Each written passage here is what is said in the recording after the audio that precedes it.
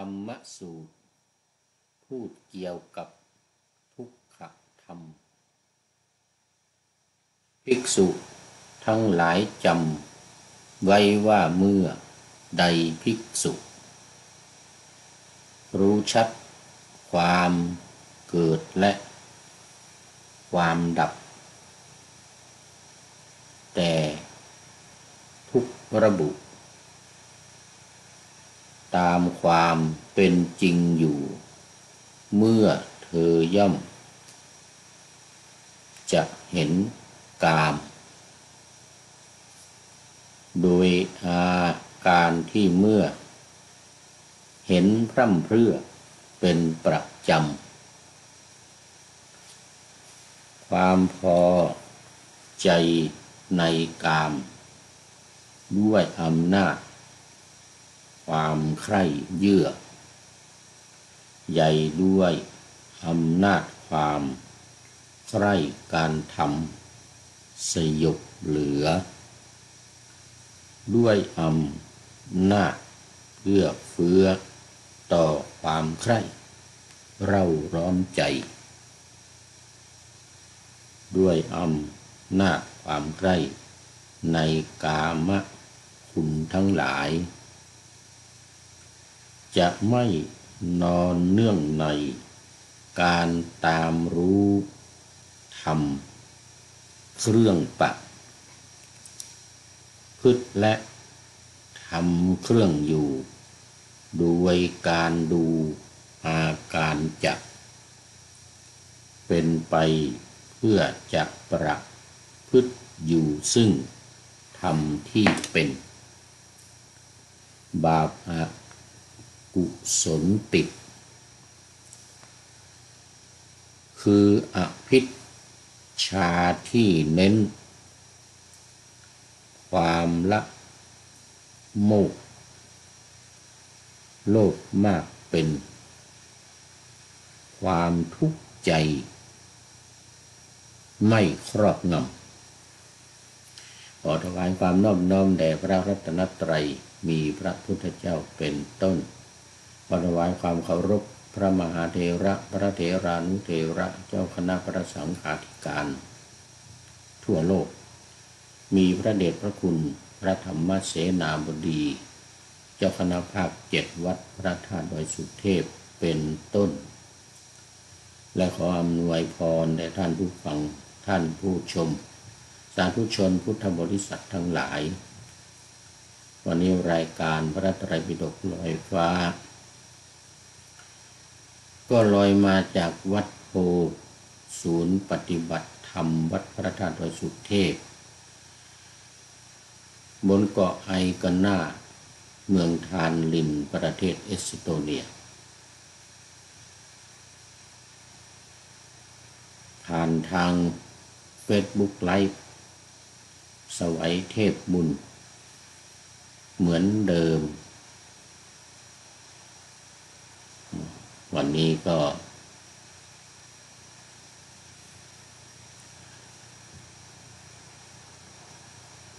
ขึ้นสู่สูตรใหม่ทุกขธรรมสูตรว่าด้วยธรรมมันเป็นทุกข์หรือทุกขธรรม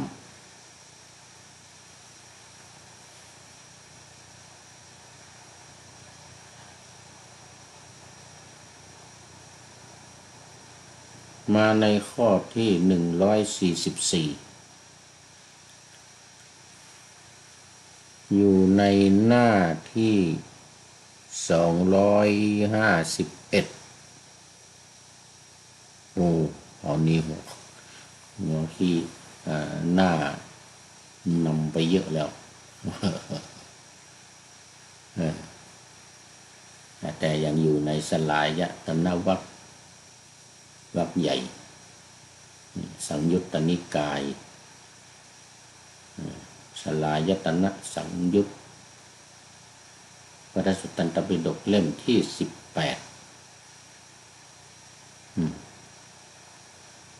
ใกล้จะ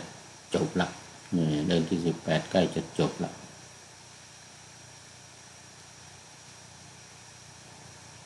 ตอนนี้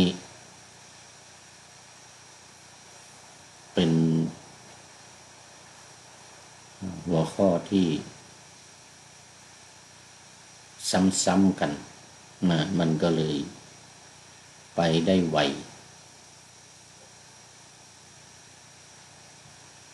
เนื้อหาก็ซ้ำกัน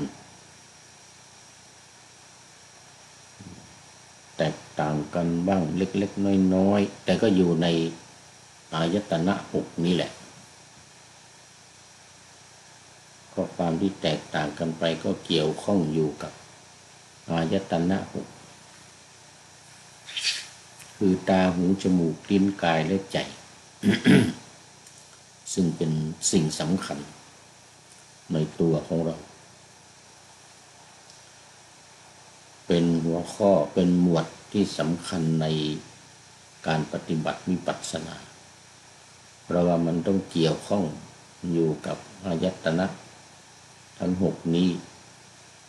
ถ้าไม่มีอายตนะทั้งหกนี้ก็ปฏิบัติธรรมไม่ได้อีกเหมือนกัน ปฏิบัติธรรมไม่ได้อีกเหมือนกันเพราะฉะนั้นก็เล่มนี้ทั้งเล่มเล่มที่18นี้ทั้งเล่ม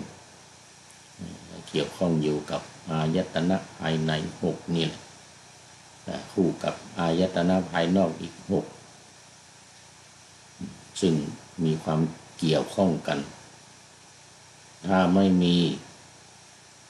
อายตนะภายนอก6มาก็อายตนะภายในก็ไม่ปรากฏอีกเหมือนกัน ทำอะไรไม่ได้ไม่มีผลเหมือนกันตาไม่เห็นรูปอย่างเช่นคนตาบอดอย่างเงี้ยหมดท่าเลย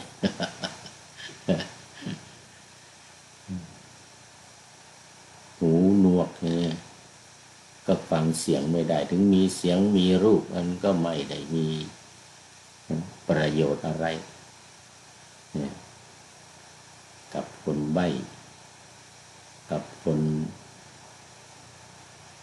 หนวก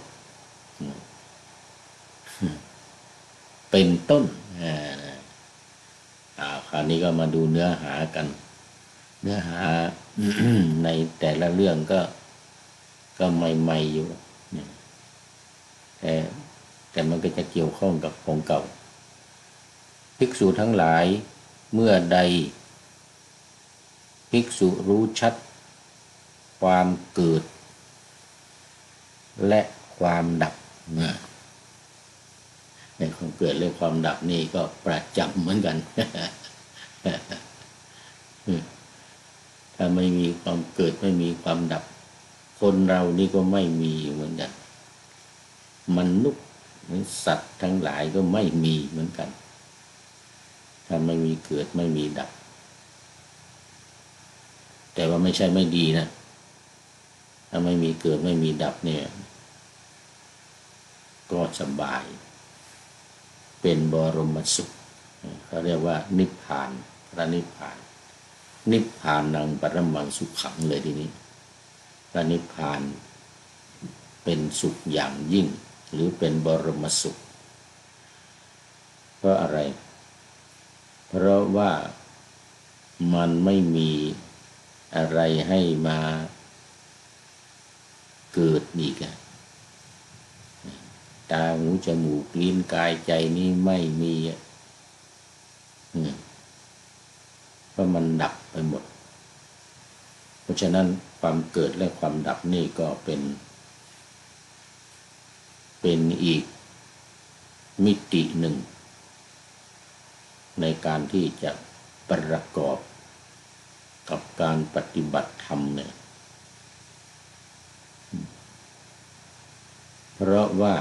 เราทั้งหลายนี่มันเกิดมาแล้วเรื่องมันเกิดมาแล้วต้องหาวิธีดับไม่ให้เกิดนี่แหละตรงนี้แหละก็คือการดับทุกข์นี่แหละดับทุกข์ทุกขธรรมนี่คือธรรมะสำหรับดับทุกข์ดังนั้นก็เกี่ยวข้องกันอีกทั้งความเกิดและความดับ นิจจังอนิจจังมาแล้วคือเกิดแล้วก็ดับไม่ได้เกิดแล้วก็ไม่ดับนี่มันเป็นนิจจังนะมันจะเป็นของเที่ยงแท้แน่นอนซึ่งมันไม่มีไม่เป็นไปไม่ได้ไอ้ที่จะเกิดมาแล้วไม่ดับนี่นะมันไม่มีอีกอะเกิดแล้วก็ต้องดับอะอย่างดีก็ตั้งอยู่เหมือนในธรรมนิยามว่าเกิดขึ้นตั้งอยู่ดับไปเกิดขึ้นตั้งอยู่ดับไปแต่ถ้าดับประเภทเวียนว่ายตายเกิดอย่างนี้ก็ไม่ไหวอีกเหมือนกันนะมันต้องดับจริงๆดับไปเลย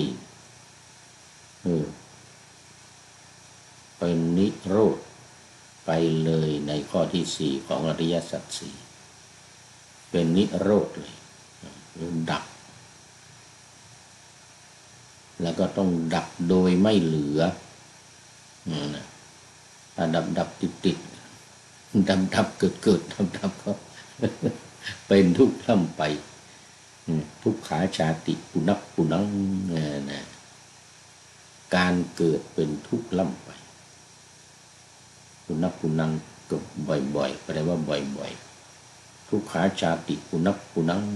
การเกิดเป็นทุกข์ร่ำไปนี่แหละสำคัญการเกิดและการดับแห่งทุกขธรรมเมื่อใดภิกษุรู้ชัดความเกิดและความดับแห่งทุกขธรรมคือธรรมที่เป็นทุกข์ทั้งปวงเลยนะตามความเป็นจริงเมื่อนั้นเธอย่อมเห็นกามโดยอาการที่เมื่อเห็นกามอยู่ความพอใจด้วยอำนาจความใคร่ความเยื่อใยความสยบความเร่าร้อนความใคร่ในกามทั้งหลายจะไม่นอนเนื่องทั้งตามรู้ทำเครื่องประพฤติและตามรู้ทำเครื่องอยู่โดยอาการที่เป็นที่เมื่อประพฤติอยู่ธรรมที่เป็นบาปอกุศลคืออภิชฌาและโทมนัสจะไม่ครอบงำเนี่ยอันนี้ถ้ารู้ชัดรู้จริงรู้ว่ามันเป็นทุกข์เนี่ยนะรู้ว่ามันเป็นทุกข์ไอ้นี่มันจะไม่สามารถที่จะมาครอบงำได้นะอกุศลทั้งหลายอภิชฌาคือความละโมบโลภมากทั้งหลายไม่มารบกวนได้ไม่มาเกิดด้วยได้ภิกษุรู้ชัดความเกิดและความดับแห่งทุกขธรรมทั้งปวงตามความเป็นจริงเป็นอย่างไร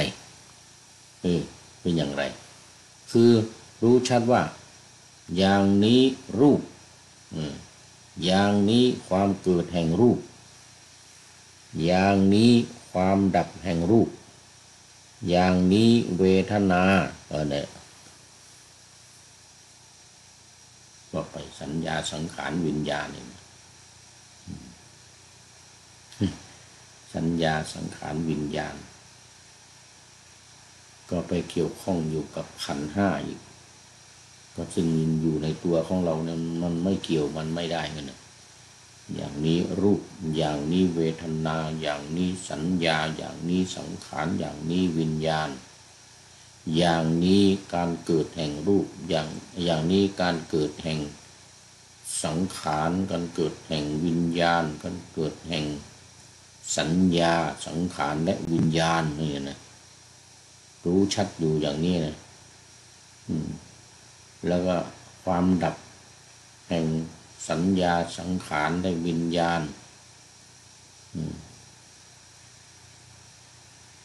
การเกิดและการดับรู้ชัดอยู่อย่างนี้ภิกษุรู้ชัดค ความเกิดความดับแห่งทุกขธรรมทั้งปวงตามความเป็นจริงอย่างนี้แหละแม่มามีส่วนเกี่ยวข้องมาโน่นขันขันซึ่งอยู่ในขันธวรรคพระไตรปิฎกเล่มที่17ทั้งเล่มเหมือนกันเล่มที่17ที่ผ่านมาทั้งเล่มเกี่ยวกับขันธ์ห้าทั้งนั้นตอนนี้ขันธ์ห้ามาเกี่ยวข้องอยู่กับรูปนี่แหละเวทนาสัญญาสังขารวิญญาณอันนี้การรู้ชัดที่ว่าจะรู้ชัดนี่ก็เพราะรู้ชัดว่ามันเห็นรูปเห็นที่เกิดแห่งรูปเห็นความดับแห่งรูปนี่แล้วก็เห็นความดับแห่งสัญญาความจำเอาเวทนาด้วยเอาเวทนาสัญญาสังขารวิญญาณนี่แหละเรียกว่ารู้ชัดทุกขธรรมนี่ก็คือขันธ์ห้านี่เองที่เป็นเหตุเกิดแห่งทุกข์แต่ว่ามันจะไม่เกิดเพราะถ้าไม่มีอุปาทานนะไม่มีการเข้าไปยึดไปถือเป็นก็ปล่อยมันเป็นไปเกิดก็ปล่อยมันเกิดไปไม่เข้าไปยึดไปถือมันเนี่ยมันก็ไม่เป็นทุกข์อีกเหมือนกันดังที่พระพุทธองค์ตรัสว่าปัญจุปาทานักขันธาทุกขาความทุกข์เนี่ยมันเกิดเพราะการเข้าไปยึดถือขันธ์ห้านี่รูปเวทนาสัญญาสังขารวิญญาณนี่แต่ดูแล้วมันก็เกี่ยวข้องกันหมดเกี่ยวข้องกันหมดภิกษุเห็นกามโดยอาการที่เมื่อเห็นกามอยู่ความพอใจความเยื่อใยความสยบความใคร่ความเร่าร้อนด้วยอำนาจแห่งกามทั้งหลายจะไม่นอนเนื่องจะไม่นอนเนื่องจะไม่อยู่ไม่ติดอยู่กับใจของเราเนี่ยมันเป็นยังไงนี่ตัวนี้สำคัญอีกเหมือนกันคือหลุมฐานเพลิงลึกกว่าช่วงบุรุษหรือลึกกว่าลำตัวของเรายืนนี่นะไม่ว่าจะเป็นคนยืนคนต่ำคนสูงคนยิ่งคนสูงเนี่ย180 190 200 เซนติเมตรนี่นะอย่างฝรั่งนี่เมื่อวานนี้ฝรั่งมาพิธีหล่อเทียนพรรษาที่วัดโพนี่นะเมื่อวานนี้ฝรั่งมาร่วมสูง200 กว่าเซนติเมตรคนสูงทั้งนั้นเลยผู้หญิงก็สูงผู้ชายก็สูง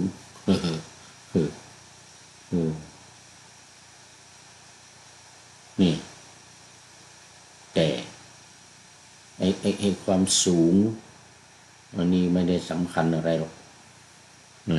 หลุมฐานเพลิงที่ว่าลึกกว่าช่วงบุรุษยืน1 คนนี่นะเต็มด้วยฐานเพลิงไม่มีเปลวไม่มีควันขณะนั้นมีบุรุษคนหนึ่งอยากมีชีวิตอยู่ไม่อยากตายรักสุขเกลียดทุกข์เดินมามีบุรุษ2 คนที่แข็งแรงจับแขนจับขาคนละข้างลากเข้าหาหลุมฐานเพลิงเขาโอนเอ็นกายไปข้างโน้นข้างนี้ข้อนั้นเพราะเหตุไรเพราะบุรุษนั้นรู้ว่าเราตกหลุมฐานเพลิงนี้จะถึงความตายหรือทุก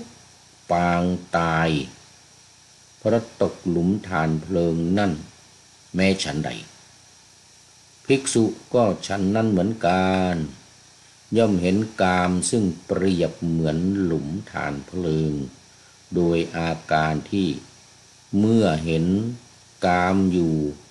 ความพอใจความเยื่อใยความใคร่ความสยบความเร่าร้อนด้วยอำนาจความใคร่ในกามทั้งหลายจะไม่นอนเนื่องจะไม่นอนเนื่องภิกษุตามรู้ทำเครื่องประพฤติและทำเครื่องอยู่โดยอาการที่เมื่อประพฤติอยู่ทำที่เป็นบาปอกุศลคืออภิชฌาและโทมนัสจะไม่ครอบงำเป็นอย่างไรจะไม่ครอบงำเป็นอย่างไร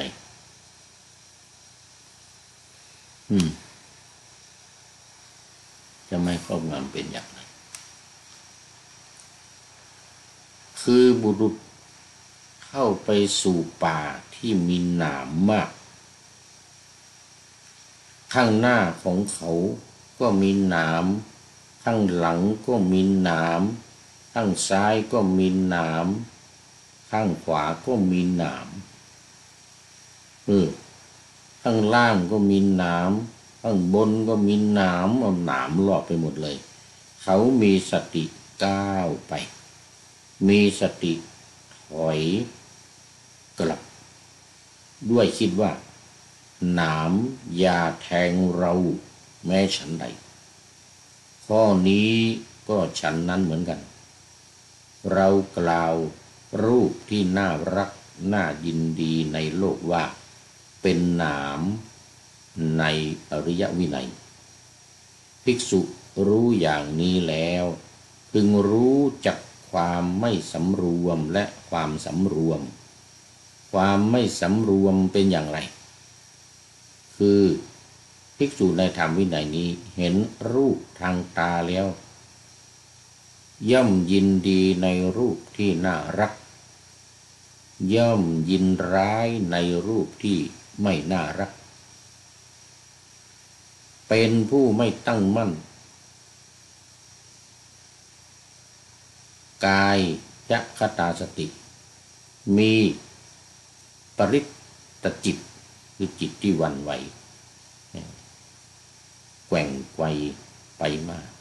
อยู่และไม่รู้ชัดเจโตวิมุตติและปัญญาวิมุตติหลุดพ้นด้วยใจหลุดพ้นด้วยปัญญาตามความเป็นจริงอันเป็นที่ดับไปโดยไม่เหลือแห่งธรรมที่เป็นบาปอกุศลที่เกิดขึ้นแล้วแก่เธออันนี้ทางกายต่อไปก็ทางกายนี้คือทางรูป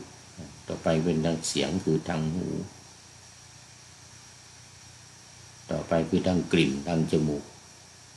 ต่อไปคือทางลิ้นคือรสรู้รสต่อไปก็ทางกายคือสัมผัสทางกายต่อไปคือการยินดีในความคิดที่เกิดขึ้นหรือธรรมารมณ์ที่เกิดขึ้นคือมันที่น่ารักน่าใคร่น่าพอใจนี่นะ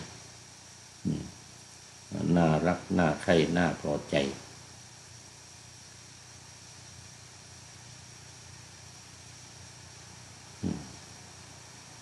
ดับไป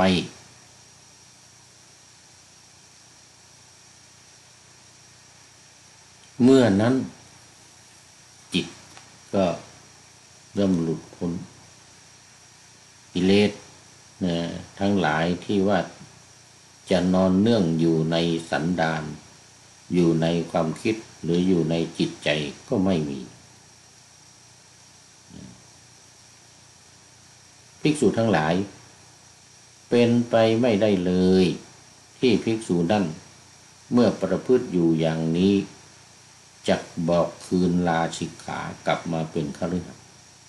ข้อนั้นเพราะเหตุไร เพราะเป็นไปไม่ได้เลยที่จิตนั้นที่น้อมไปในวิเวก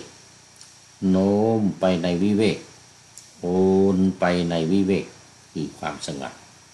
ตลอดกาลและนานแล้วจักเวียนมาเพื่อเป็นคฤหัสถ์เป็นไปไม่ได้เลยภิกษุทั้งหลายอุปมานี้ฉันใดอุปไมยก็ฉันนั้นเหมือนกันถ้าพระราชามหาอมาตย์ของพระราชามิตรอมาตย์ญาติสาโลหิตก็ตามพึงปรารถนาภิกษุผู้ประพฤติอยู่อย่างนี้เพื่อให้ยินดียิ่งโดยโภคทรัพย์ทั้งหลายว่ามาเถิดพระคุณเจ้าผู้เจริญถ้ากาสาวพัสเหล่านี้ทำให้ท่านเร่าร้อนมิใช่หรือท่านจะเป็นคนหัวโล้นเที่ยวถือกระเบื้องไปทำไมกระเบื้องก็คือปัจจุบันของเรานี่คือบาทนะสมัยก่อนบาทของพระทั้งหลายนั่นก็คือหม้อดินหม้ออะไรถ้วยกระเบื้องนะฮะเราเรียกถ้วยกระเบื้องถาดกระเบื้องก็คือบาทของพระนะบาทของพระถือไปทำไมเหมือนกันก็เหตุอะไรเชิญเถิด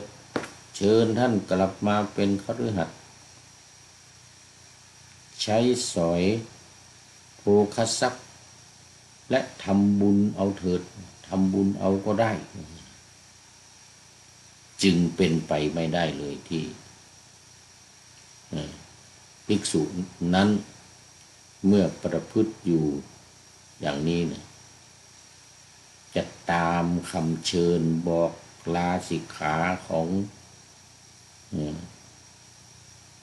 อุบาสิกาเหมือนอย่างสีกากอกเป็นไปไม่ได้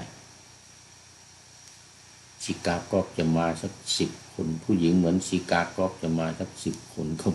ไม่สามารถที่จะทำให้ภิกษุผู้มีความสำรวมในอินทรีย์ทั้ง6อย่างมั่นคงอย่างรอบขอบได้เลยฉันนั้นเหมือนกันอันนี้ก็จบทุกขธรรมสูตรที่7ทุกขธรรมสูตรที่7นี้จบพอดีเลย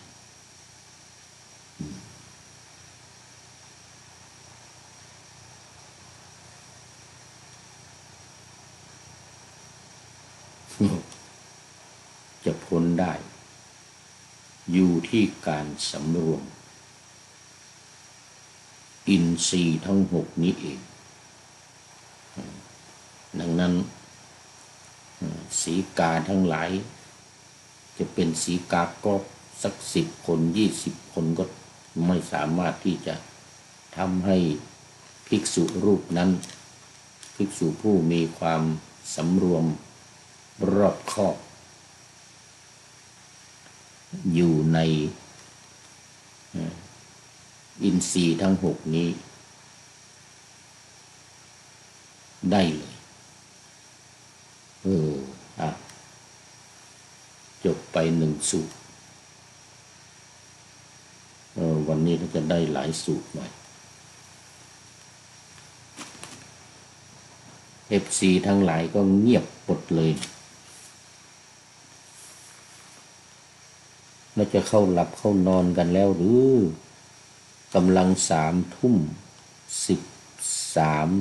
นาที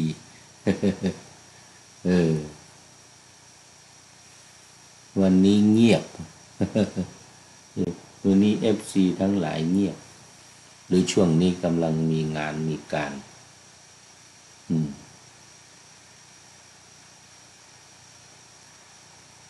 ไม่เป็นไรไม่เป็นไรมาสูตรต่อไป ทุกขธรรมสูตรที่7จบต่อไปเป็นสูตรที่8กิงสุโกปะมะสุ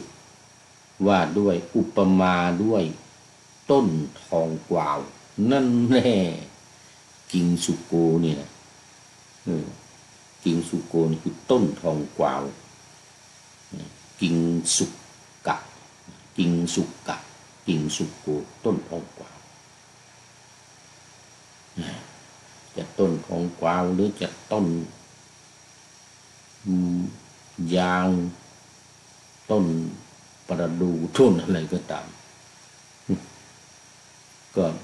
เกี่ยวข้องอยู่กับอินทรีย์ทั้ง6นี่เหมือนกันเนี่ยภิกษุรูปหนึ่งเนี่ยครั้งนั้นภิกษุรูปหนึ่งอันนี้มาในข้อที่245นะ245พระไตรปิฎกฉบับมหาจุฬาเล่มสีฟ้าเล่มที่18หน้าที่255พอดีเลย255เลยหน้านี้เลยข้อไปเนี่ย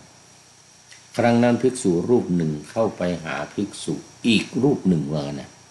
ถึงที่อยู่แล้วไต่ถามภิกษุรูปนั้นดังนี้ว่าผู้มีอายุด้วยเหตุเพียงเท่าไรหนอภิกษุจึงมีทัศนะหมดจดดีทัศนะนี้ก็คือความเห็นนะที่เราว่ากันทฤษฎีนี่นะในที่นี่นะมันเป็นชื่อของปฐมมรรคปฐมมรรคคือมรรคข้อที่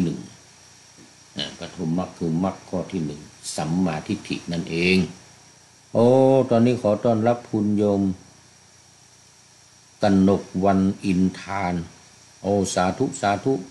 แล้วก็หลวงพ่อสุทธิสงึมรำด้วยโอ้นี่คือกำลังเข้ามาเนี่ยกำลัง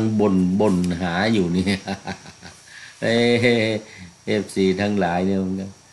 ยังไม่ยังนึกว่าหลับกันไม่หมดแล้วนี่โมทนาคุณโยมกนกวันอินทานแล้วก็หลวงพ่อสุทธิสงึมรำโอ้นี่จากจังหวัดบุรีรัมย์คุณโยมกนกวันอินทานไปดูโปรไฟล์ไม่เจอไปดูโปรไฟล์ไม่เจอสถานที่อยู่ไม่มีสถานที่อยู่ไม่มี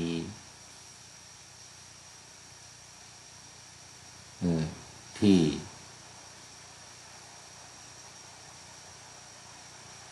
อะไรที่มันจะมีอยู่ในนั้นสถานศึกษาอะไรต่างๆนี่นะโอ้ไม่เป็นไรแต่หลวงพ่อพระเดชพระคุณหลวงพ่อสุทธิสงึมรำก็ยกหัวใจมาแล้วโอ้หัวใจใสๆใน Good Morning Good เดี๋ยวไอ้ Happy Birthday ยังไม่เห็น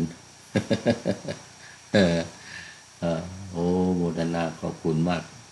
ขอบคุณหลวงพ่อมากผมก็เข้าไปดูโปรไฟล์เฟซของหลวงพ่ออยู่เหมือนกันมีกิจกรรมอยู่หลายอย่างนะวันนี้ค่อนข้างจะดึกไปหน่อยละเนี่ย3 ทุ่มแต่ที่นี่ยังไม่ดึกนะที่นี่กำลัง5 โมงเย็นอยู่5 โมงเย็นตอนนี้จะต้องเริ่มทำตุลนะเนื่องจากเกิดราศีตุลหลวงพ่อเดี๋ยวอาทิตย์หน้านี้จะไม่ได้อยู่เพราะนั้นจะต้องทำล่วงหน้าไว้อาทิตย์หน้านี้ทั้งอาทิตย์เลยตั้งแต่วันศุกร์จะเดินทางไปประเทศลัตเวียไปชมภูมิอากาศเขาว่าสวยงามนะประเทศลัตเวีย แล้วก็มีวัดวาอารามนี่แต่ว่าเป็นฝ่ายมหายาน เป็นวัดของพี่น้องชาวทิเบตมีเถรวาทอยู่วัดหนึ่งว่านะเถรวาทอยู่วัดหนึ่งลัตเวียนี่อยู่ติดกับเอสโตเนียนี่ละลงไปทางใต้ลัตเวียแล้วก็ลิทัวเนียเนี่ยนะแล้วต่อไปก็จะเป็นเบลารุสจะเป็นยูเครนลงไปทางใต้ยูเครนไปโปแลนด์แล้วก็เยอรมนีทีนี้วันศุกร์เนี่ยวันศุกร์ที่จะถึงนี่นะเพราะนั้นตอนนี้ก็รีบตุนรายการไว้เยอะๆเผื่ออาทิตย์หน้าทั้งอาทิตย์เขากลับจากลัตเวียมาแล้ววัน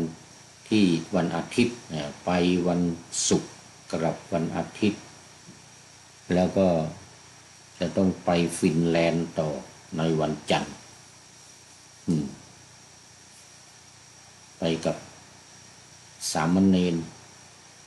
ศรัทธาโพธินี่สามเณรจะไปเช็คโรงพยาบาลประจำปีเช็คร่างกายโดยเฉพาะท้องสามเณรก็ท้องไม่ดี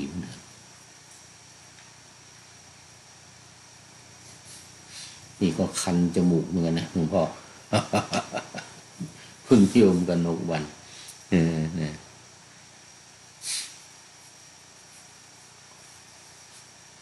เอาละต้องไปเฮซิงกิเมืองหลวงของประเทศฟินแลนด์แต่เราไปดูลาดเราไปดูสนามบินไปดูเส้นทางที่จะไปจากเอสโตเนียเนี่ยเดือนหน้าเดือนในอีก2 เดือนพฤศจิกาจะต้องไป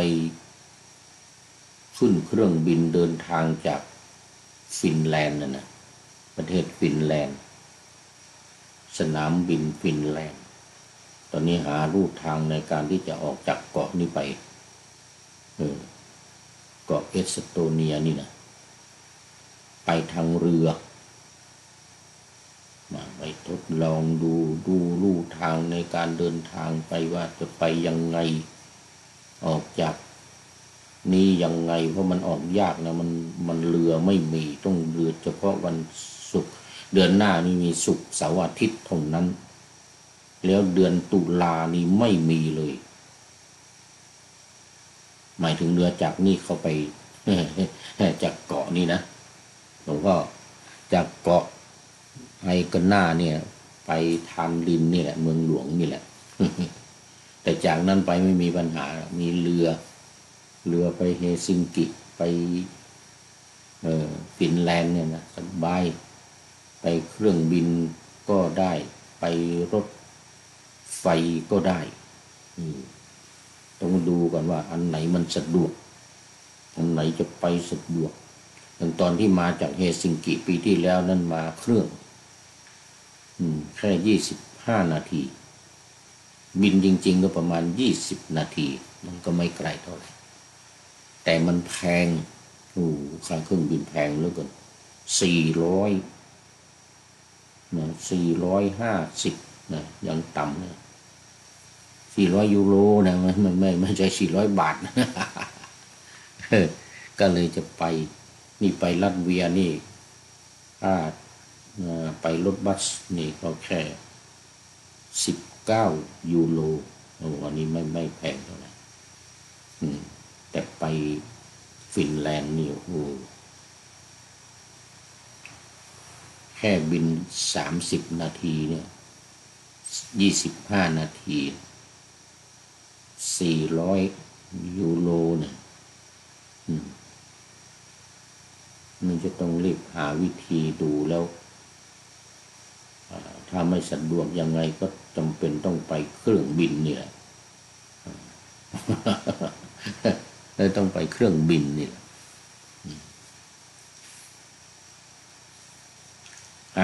ไม่เป็นไรไม่เป็นไรมาสู่เนื้อหาสาระของสูตรที่สองวันนี้กิงสุโกปมะสูตรนี่นะอุปมาด้วยต้นทองกวาวครั้งนั้นภิกษุรูปหนึ่งเข้าไปหาภิกษุอีกรูปหนึ่งผู้มีอายุด้วยเหตุเพียงเท่าไรเนาะภิกษุจึงมีสนะหมดจดดีว่างั้นมีมัตทัศนะหมดจดดีคือมีสัมมาทิฏฐิมรรคองค์ที่หนึ่งภิกษุนั้นก็ตอบว่าผู้มีอายุเพราะภิกษุรู้ชัดถึงความเกิดและความดับแห่งผัสสะยตนะหกยตนะภายในนี่แหละการถูกต้องกันกับรูปเสียงกลิ่นรสโผฏฐัพพะและธรรมารมณ์ผัสสะยตนะหกนี่นะประการตามความเป็นจริงด้วยเหตุเพียงเท่านี้แลภิกษุจึงมีทัศนะหมดจดดีจะมีทัศนะหมดจดดีมีความเห็นที่หมดจดดีความเห็นที่เป็นสัมมาทิฏฐิความเห็นชอบจะเป็นความเห็นชอบจะเป็นสัมมาทิฏฐินี่นะต้องมีผัสสะยตนะหกต้องรู้ชัดความเกิดและความดับความเกิดและความดับแห่งอายตนะทั้งหกเนี่ยภายในและภายนอกเนี่ยนะมาสัมพันธ์กันมันเกิดยังไงมันดับยังไงเนี่ยอย่างที่ว่ามาเมื่อกี้นี้นี่เองขณะนั้นท่านไม่พอใจการตอบปัญหาของภิกษุรูปนั้นจึงเข้าไปหาภิกษุอีกรูปหนึ่งเอาละไปหาอีกรูปหนึ่งถึงที่อยู่แล้วก็ถามปัญหาแก่ภิกษุรูปนั้นว่าผู้มีอายุด้วยเหตุเพียงเท่าไรหนอภิกษุจึงมีทัศนะหมดจดดีเมื่อกี้เขาตอบว่าให้รู้ชัดความเกิดความดับแห่งผัสสะยตนะไม่พอใจโกรธเขาอีกภิกษุรูปนั้นก็ตอบว่าผู้มีอายุเพราะภิกษุรู้ชัดความเกิดและความดับแห่งอุปาทานและขันธ์ทั้งห้านี่เพิ่มอุปาทานเข้ามาเมื่อกี้นี้เป็นเมื่อกี้นี้ผัสสะยตนะอุปาทานทั้งห้าตามความเป็นจริงด้วยเหตุเพียงเท่านี้แลภิกษุจึงมีทัศนะหมดจดดีจะมีทัศนะหมดจดดีว่างั้นนะต่อมาท่านก็ไม่พอใจการตอบปัญหาของภิกษุทั้งสองรูปนั้นขันธ์ห้าให้พอใจในขันธ์ห้าก็ไม่พอใจอีกเนี่ยโกรธอีกเมื่อกี้นี้ผัสสะยตนะก็โกรธอีกให้พอใจไม่พอใจในขันธ์ห้าก็โกรธอีกไม่พอใจก็เข้าไปหาอีกรูปหนึ่งถามว่าผู้มีอายุยังเท่าไรเนาะเนี่ยภิกษุจะมีทัศนะดีเหมือนกันนะภิกษุนั้นตอบอีกผู้มีอายุเพราะภิกษุรู้ชัดซึ่งความเกิดและความดับแห่งมหาภูตรูปสี่เพิ่มเข้ามาอีกแล้วธาตุสี่ดินน้ำไฟลมนี่นะตามความเป็นจริงด้วยเหตุเพียงเท่านี้แลภิกษุจึงมีทัศนะหมดจดดีภิกษุรูปนั้นตอบว่า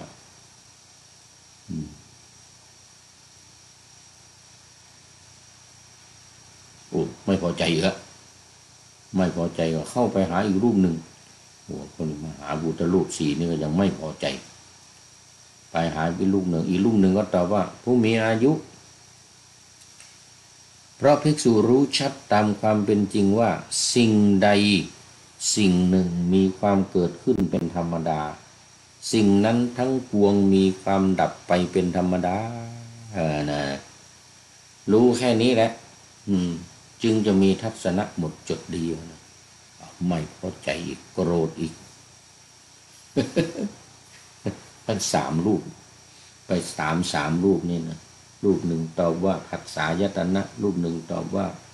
ขันธ์ห้ารูปหนึ่งตอบว่าธาตุสี่รูปหนึ่งตอบว่าความไม่ความสิ่งใดเกิดขึ้นเป็นธรรมดาสิ่งนั้นดับไปเป็นธรรมดาก็ไม่พอใจโกรธไปหาพระพุทธเจ้าเลยทีนี้เขาเฝ้าพระผู้มีพระภาคถึงที่ประทับถวายและกราบทูลว่าพระองค์ผู้เจริญขอประทานวโรกาสข้าพระองค์เข้าไปหาภิกษุมาแล้ว4 รูปตอบไม่เหมือนกันสักรูปว่างั้นนะ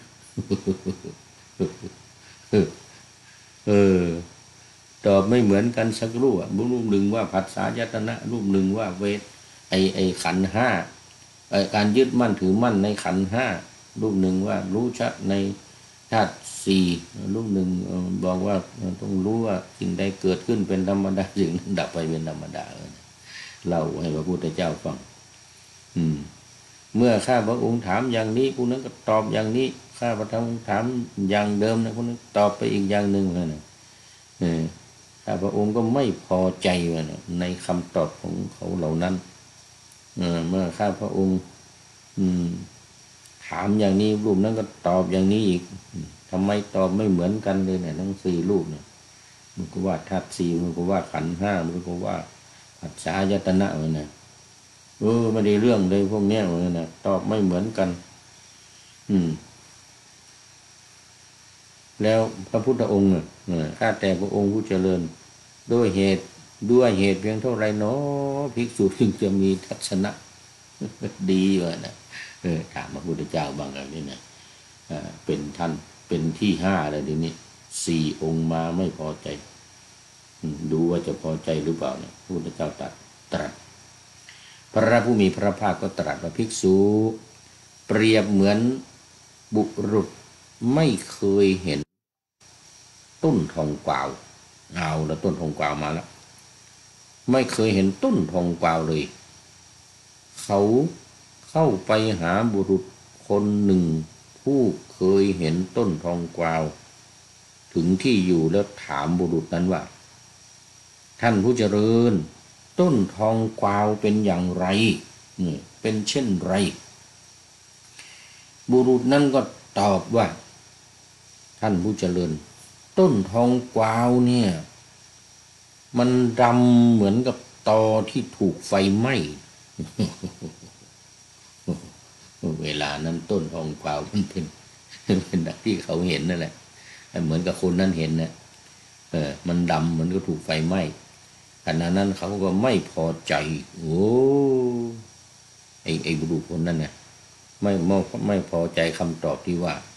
ต้นทองกวาวสีดำเหมือนตอที่ถูกไฟไหม้นะไม่พอใจไม่พอใจก็เข้าไปหาอีกคนหนึ่งก็ถามว่าต้นทองกวาวมันเป็นยังไงเนี่ย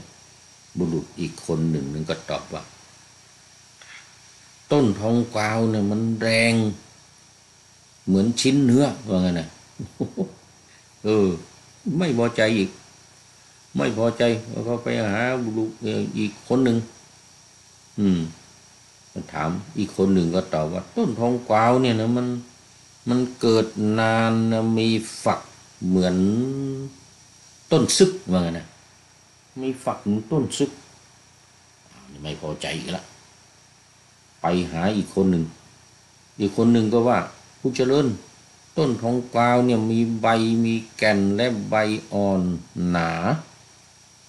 แน่นมีร่มทึบเหมือนต้นไทรนะอีกคนหนึ่งตอบนี่ก็ไม่พอใจอีกไอ้บุรุษนี่นะเพราะว่าตอนนั้นต้นทองกวาวเนี่ยที่เขาเห็นเนี่ยข้อนี้ก็ฉันนั้นเหมือนกันเหมือนกันนะพระองค์ตรัสว่าบุคคลนั้นไม่พอใจต้นทองกวาวทั้ง4 ประเภทที่เขาเข้าไปถามข้อนี้ก็เหมือนกันนั่นเหมือนกันการเห็นของสัตบุรุษเหล่านั้นผู้เชื่อแล้วเป็นอันถูกต้องโดยประการใดๆสัตบุรุษเหล่านั้น ก็ได้ตอบโดยประการนั้นๆตามที่เขาเห็นโอ้นี่จะลักษณะเหมือนกับตาบอดคำช้างอยู่แล้วมั้งเนี่ยคนไปคลำที่หนึ่งเห็นขาคนหนึ่งไปคลำที่ขาก็ว่าเหมือนเสาไปคลำที่งวงมันไปคลำที่ข้างๆมันเหมือนกับฝาผนังนายประตูเดือนภิกษุเมืองชายแดนของพระราชามีกำแพงและเชิงเทินมั่นคงมี6 ประตูนายประตูของเมืองนั้นเป็นบัณฑิตเฉียบแหลมมีปัญญาคอยห้ามคนที่ตนไม่รู้จักอนุญาตเฉพาะคนที่ตนรู้จักให้เข้าไปในเมืองนั้นราชทูต2 นายมีราชการด่วนมาจากทิศตะวันออกถามนายประตูนั้นอย่างนี้ว่าผู้เจริญเจ้าเมืองนี้อยู่ที่ไหนนายประตูนั้นตอบว่าเจ้าเมืองนั่งอยู่ที่ทาง4 แยกกลางเมือง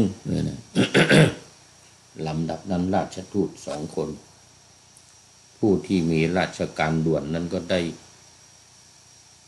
มอบถวายพระราชสารตามความเป็นจริงแก่เจ้าเมืองแล้วกลับไปตามทางที่ตนมาราชทูตอีก2 นายผู้มีราชการด่วนมาจากทิศตะวันตกแล้วก็อีก2 นายมาจากทิศเหนืออีก2 นายมาจากทิศใต้ก็ถามนายประตูนั้นว่าเจ้าเมืองเนี้ยอยู่ที่ไหนนายประตูก็ตอบว่าเจ้าเมืองนั่งอยู่ที่4 แยกกลางเมืองตอบเหมือนเดิมลำดับนั้นราชทูต2 นายผู้มาจากราชการด่วนก็ได้มอบราชสารตามความเป็นจริงแก่เจ้าเมืองแล้วก็กลับไปทางที่ตนมาทั้ง4 ทิศทิศเหนือทิศใต้ทิศตะวันตกกลับไปทางทิศเหนือทิศใต้ทิศตะวันตกอุปมานี้ก็ฉันนั้นเรายกมาก็เพื่อให้เข้าใจเนื้อความชัดเจนในอุปมานั้นอธิบายต่อดังนี้คำว่าเมืองเนี่ยเป็นชื่อของกายนี้ซึ่งประกอบขึ้นจากมหาพุทธรูป4เกิดจากมารดาบิดาเจริญวัยเพราะข้าวสุกและขนมกุมมากไม่เที่ยงแท้ต้องอบต้องนวดต้องเฟ้นมีอันแตกกระจัดกระจายเป็นธรรมดามีการแตกกระจัดกระจายเป็นธรรมดานะ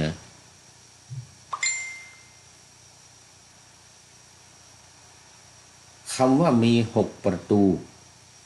นี้เป็นชื่อของอายตนะภายใน6 ประการคำว่านายประตูนี่มันเป็นชื่อของสตินะคำว่าราชทูต2 นายเนี่ยผู้มีราชสารด่วนเนี่ยเป็นชื่อของสมถะและวิปัสสนาคำว่าเจ้าเมืองนี่มันเป็นชื่อของวิญญาณชื่อของวิญญาณคำว่าทาง4 แยกกลางเมืองนี้เป็นชื่อของมหาภูตรูปทั้ง4คือปฐวีอาโปเตโชวาโยเนี่ยนะธาตุน้ำธาตุดินธาตุลมธาตุไฟค คำว่าพระราชสารตามความเป็นจริงนี้เป็นชื่อของนิพพานโอ้ได้นิพพานเหมือนเดียวกันเลยมีราชสารมีราชสารส่งราชสารเสร็จแล้วก็กลับส่งราชสารเสร็จแล้วก็กลับตามทางที่ตนมานี่ก็คืออริยมรรคมีองค์8สัมมาทิฏฐิเป็นต้นสัมมาสมาธิเป็นที่สุดตั้งจิตมั่นชอบเนี่ยเป็นที่สุดเห็นชอบในเป็นที่สุดนี่คือทัศนคติที่ภิกษุถามว่าทำอย่างไรเนาะจึงจะมีทัศนคติที่หมดจดมีทัศนะ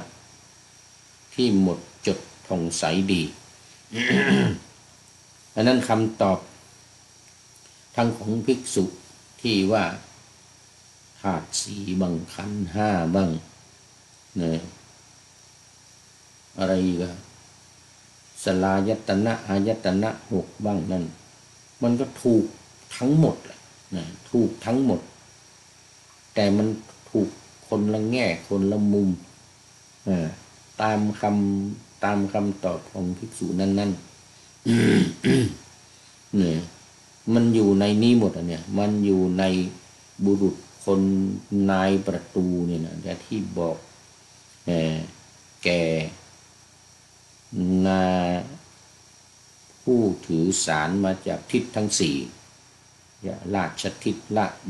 ราชบุรุษที่ถือสารมาจากทิศทั้งสี่ก็ได้ไปหมดได้ไปหมดนายประตูก็บอกว่านั่งอยู่สี่แยกนะมันอยู่สี่แยกไอ้สี่แยกนั่นนะมันคืออะไรสี่แยกนั่นมันก็คือธาตุสี่นี่เองปฐวีอาโปเตโชวาโยนี่เหมือนกันนะเพราะฉะนั้นภิกษุที่มาถามคำถามว่ามันตรงไหนมันเป็นที่จะหมดจดดีนะมันก็คือทั้งหมดนี่แหละทั้งธาตุสี่ทั้งขันธ์ห้าอายตนะภายในภายนอกอายตนะ6เนี่ยนะแล้วก็ความเกิดความดับความเกิดความดับมีความตั้งอยู่เป็นธรรมดามีความดับไปเป็นธรรมดาเนี่ยมันถูกต้องทั้งหมดแหละภิกษุถูกต้องทั้งหมดนะไอ้ที่ตอบมาเนี่ยมันเหมือนกับบุรุษเนี่ยที่ไปถามบุรุษคนนั้นบุรุษคนนี้ไม่ถูกใจเนี่ยคำตอบนั้นมันถูกหมดมันถูกหมดแต่ว่ามันอยู่แยกกันเมื่อมารวมกันแล้วมันก็เป็นสิ่งที่ถูกต้องเหมือนกันหมดเหมือนคนเห็นช้างเนี่ยนะไม่ว่าจะเป็นแข้งเป็นขาเป็นข้างเป็นงวงมันก็ถูกทั้งหมดนั่นแหละแต่คนไปจับคนบอกนะบอกคนละอย่างไม่คนนั้นบอกแข้งคนนั้นบอกขาคนนั้นบอกข้างคนนั้นบอกงวงนี่นะไอ้นี่ก็เหมือนกันอันนี้ก็เหมือนกันไอ้ที่จะมีทัศนคติดีเนี่ยสุดท้ายเนี่ยมันก็มาลงอยู่ที่นี่แหละสัมมาทิฏฐินี่แหละแล้วก็สัมมาสมาธิเป็นที่สุดหมดเวลาพอดี สูตรนี้ก็จบพอดีกิ้งสุโกปมะสูตรจบพอดีแล้วหมดเวลาพอดีหลวงพ่อสุทธิสงึมลำก็เป็นท่านสุดท้ายคุณโยมกนกวันอินทานอีกท่านหนึ่งเนี่ยวันนี้ขอโมทนาเป็นอย่างยิ่งก็นำรายการพระไตรปิฎกลอยฟ้าไปจากท่านผู้ฟังทั้งหลายในโลกละวันต่อไปจะได้จรย้อนกลับมาสู่สถานีใหม่ให้ท่านฟังขอเจริญพร